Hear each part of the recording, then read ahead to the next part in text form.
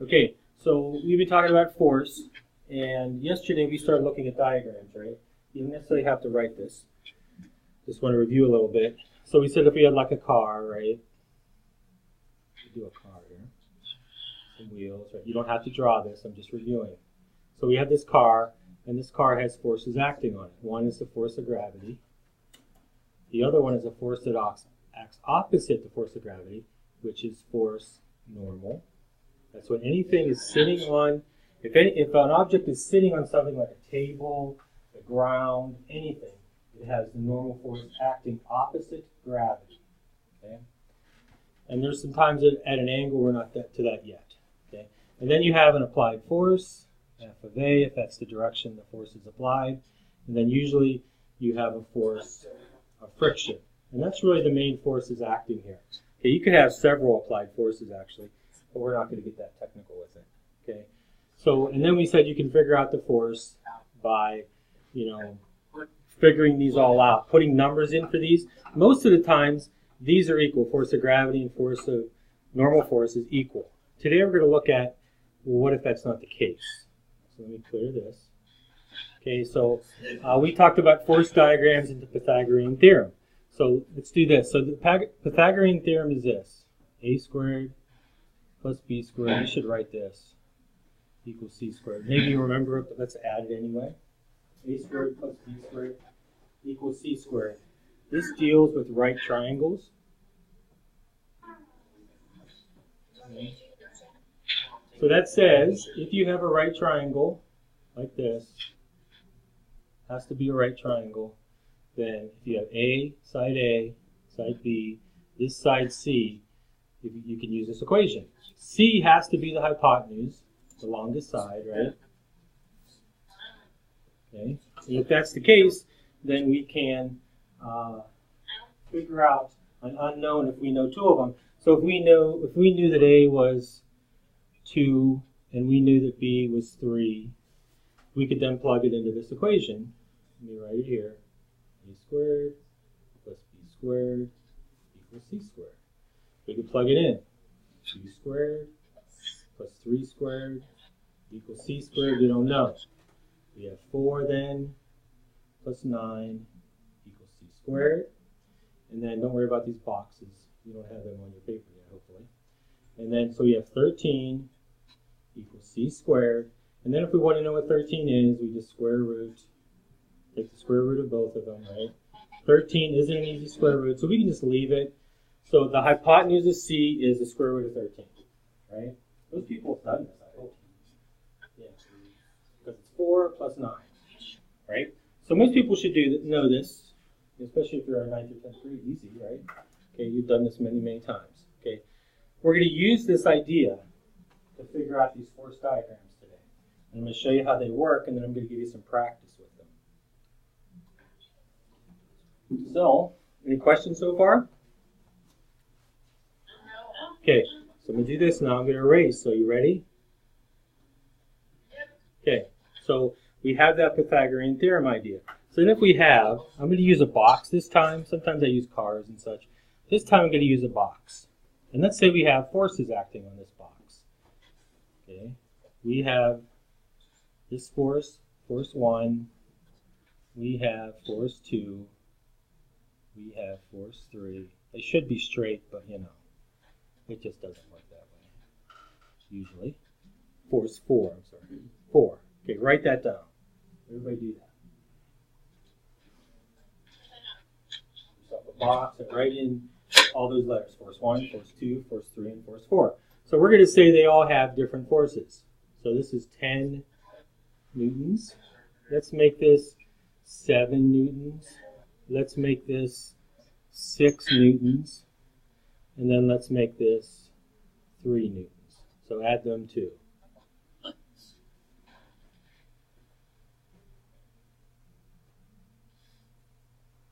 This is a really common thing. You might say, where does this happen? This happens a lot of different places, where all these different forces are acting on something, and they cause it to move a certain direction. That's kind of what we're going to talk today. So what we do is, we resolve these. So we're going to resolve, we're going to call them vectors. That's really what they are. because the reason we call it a vector, does anybody know what a vector is? It's really something that has two different things you can measure, okay? So like a vector would be like a velocity and a direction, like 5 meters per second east. That's a vector. There's two things to it, okay? So we're going to resolve these because look, it has forces acting in 4 different places, okay? So it's actually moving either to the right or to the left, but at the same time it's moving up or down, okay? So we have to resolve that. And how you do that is you do the x. So let's go back here. Rid of that. Okay, so what you do, let me get back to this and work today. Okay, so x-axis is what you do, then y-axis. And the direction, the order doesn't really matter as long as you just resolve them. Okay, so we could really say force of x1 and force of x2, right? And we could really say force of y2 and force of y4, right? We could say that. Okay, so these are on the x-axis, they go left to right. The other ones are up and down. Okay, so then we do each one. Let me move this over, hopefully. My board's not working now. My computer each time. Okay. So we just resolve each one. So we do the force net x. So we talked about this yesterday. Force net x. And it equals force x1 minus x2, right? And then we could plug them in 10 minus 6. And then the force net. We'll just move this down. Equals 4 newtons, right? That's how you figure that out, okay? Then the next one is force net y. Okay, then we'll go, sorry. I'm just gonna go, yeah, this thing will work today. Sometimes, inopportune times. Okay, so we would go y1 minus y2, or whatever they are. So we'll just say 7 minus 3, okay? And then so the force net is 4 newtons, okay? And then we kind of know which direction it's going, right? So we know it's going up. So this is going to be up, right? 4. And then at the same time, it's going 4 to the right as well, because that one's greater, right? So then we can rewrite that. I'm going to move this one more time. Okay. So then if we know, really we have this now. So we resolved it to this. This is 4 newtons this way, and then this is 4 newtons this way. So that's what we have, right? So then we could just leave it like that, but that doesn't really tell us which way it's moving. That just tells us the 2 different vectors. So then we just want to resolve them. We resolve them by figuring out the hypotenuse of this triangle, okay? And what we do is we kind of flip this, because I don't mind just doing this might give you trouble, A, B, C, and then we just plug these in, right? 4 squared plus 4 squared equals C squared, right? And then we have 16 plus 16 equals 32. Oh, I'm sorry. Doesn't equal that quite yet. Right. So that's C squared. And then we'll do the square root of both. And then we'll get the square root of 32 equals C. So if we want to know what that is, so it's the square root of 32. Okay. And we know, I wrote these this way like A and B, like right here. But really we could write them like this as well. Where these legs are doesn't matter. We could write this X on top, and then we could write the up and down one there. And really we're just figuring out where this hypotenuse is right here. Okay. So this, let me just add this then. So then we have this, right? So really we have something like this. And we're not going to figure out the angle right now, but we know it's moving northeast. That's all we're going to label it. I'm not going to go into angles here. But so we know it's moving the square root of 32 northeast. That's this vector.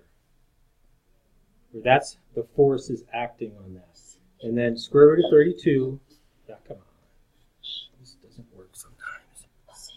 Okay, so square root of 32 newtons northeast. So that gives us, we can figure out exactly what the vector is, the force vector. And we can figure out exactly what the square root is and get us a general number to 1 or so on. But that's kind of how you do it. So you resolve these vectors on the x, you resolve the vectors on the y, and you just calculate them. Okay? Does everybody want to try them on their own? No. Okay. Let's do one more. Does anybody want to try them on their own? Okay, nobody yet. Okay, so let me copy this one.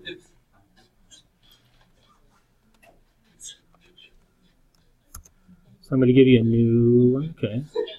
So let's say we have this. Everybody, let's do this one step by step. I kind of showed you.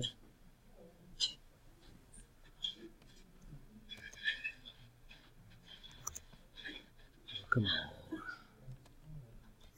Okay, there's the square. Okay. So let's do another one in the next open space. I'll try to get my writing here a little bit more refined. So let's say we have this. Right here, right? So let's say force of x1 is 12 newtons, and the force of x2 is 7 newtons. And then let's do force of y2 is 10 newtons, and then the force of y1 is 20 newtons. Okay? So, just wait, let me go one more time through this. Okay? So everybody write that down. Write that down. Okay? I showed you the whole thing. I probably should have went a little bit slower, and I will this time. Let me move over.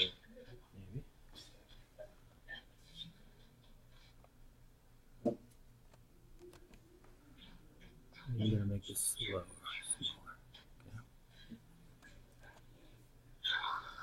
Okay, so that's that, right? Does everybody have that? Okay, so I'm just going to give you some steps to this. Okay, so first step is resolve x and y axis.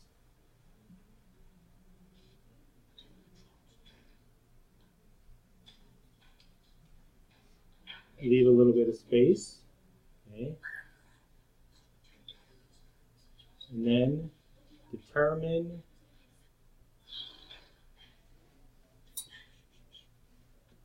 actual force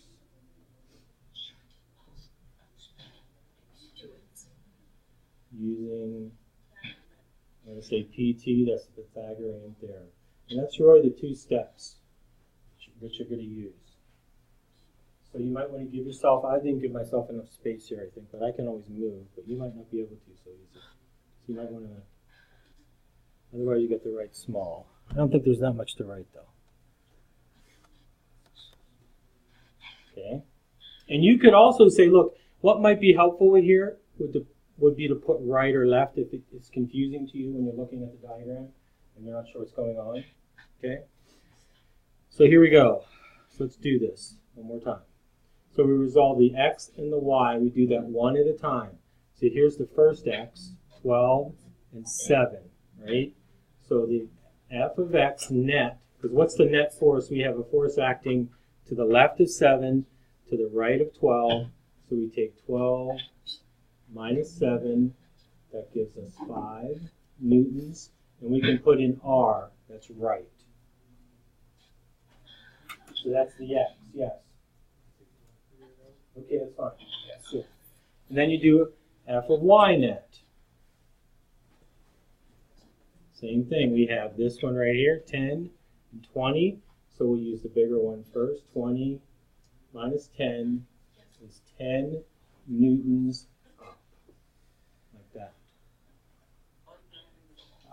So that's that. So we know that the total forces acting, because we've resolved them, are 5 newtons right and 10 newtons up. And then we just need to calculate what's the actual force and determine the vectors of these. So we have, and these are always good to write the scale, 5 newtons. This one's twice as big, 10 newtons, right? That's really what we have. And then we just need to do the Pythagorean theorem to figure this side out, right? And we're just going to do a squared, b squared, c squared. Okay. So then we just plug it in. We're going to do this over here. So it's going to be, I'm going to write it again. I like to really be redundant about it. Okay, equals c squared. Let me fix that.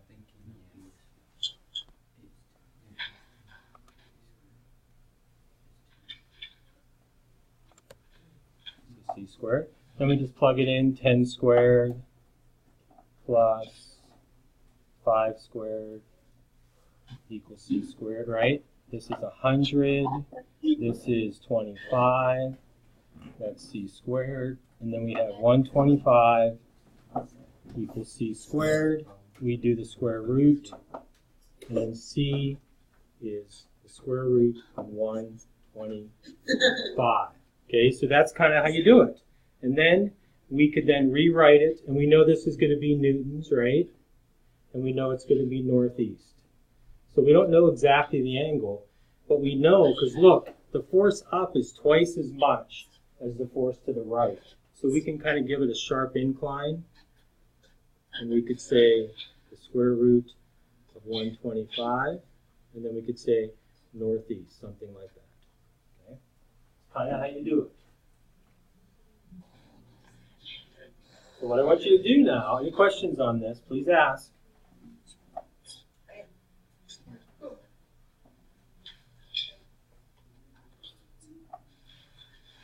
Okay, so I think I sent these up, these practice problems.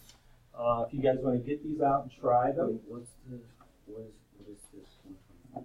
That's the force. Square root of 125 newtons. You can even solve it if you want. That might make more people happier if they actually have a number. Wait, newtons northeast? Yes. So that might actually make you happier, I think. So I do 125 square root. I don't have a problem with it, but some people do. 11.2. So it's 11.2 newtons northeast. Okay?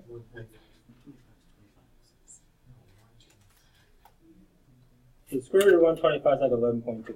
So if you want to do all the way down, that's fine too. It might make you more comfortable getting that. Yeah, 11.2.